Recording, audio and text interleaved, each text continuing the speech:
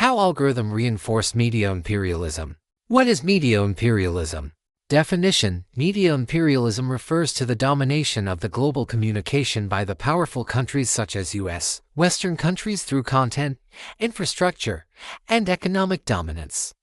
Origin: the 1960s-1970s.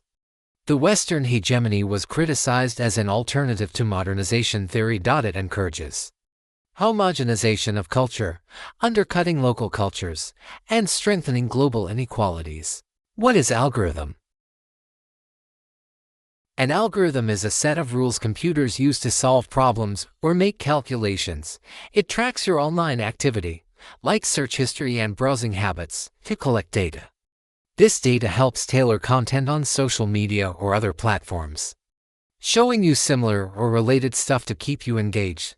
Think personalized social media feeds, targeted ads, suggested videos, or search results. How media imperialism works. The big countries export Western cultural goods, films, TV, music influences the values around the world. They dominate over communication systems, internet, satellites. Western media companies control markets, leaving others behind. When media imperialism comes with algorithm.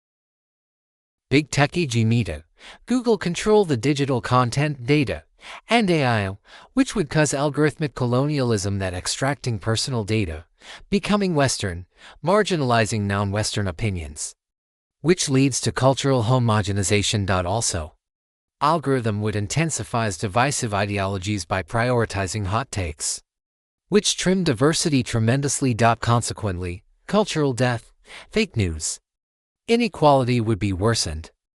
Case study: US-based Netflix dominates the Korean OTT market through algorithms and content production, exemplifying media imperialism by controlling cultural flows and extracting profits while marginalizing local autonomy. Saying it is tech ally, Netflix holds 38.2% market share 2022, funding Korean originals like Squid Game 2021, which generated $900 million for Netflix but retained IP rights, limiting local benefits amid the Korean wave's global popularity. Algorithmic control: the AI and big data use personalized suggestions by forming user preferences to genres across the globe, e.g. moving away toward thrillers as zombies. Content and economic dominance: producer and distributor internalizes production. Transnational strategies to evade tax, data exploitation: user data are aggregated to make money, which supports asymmetrical power. Impacts: reduces cultural diversity, creates dependency on US funding, erodes local platforms, e.g. Wave at 14.4%, and perpetuates US hegemony in digital cultural markets. Conclusion: media imperialism is a product of Western hegemony critique in 1960s-1970s that has evolved to include algorithms to achieve digital hegemony on behalf of US Western tech giants, e.g. Netflix.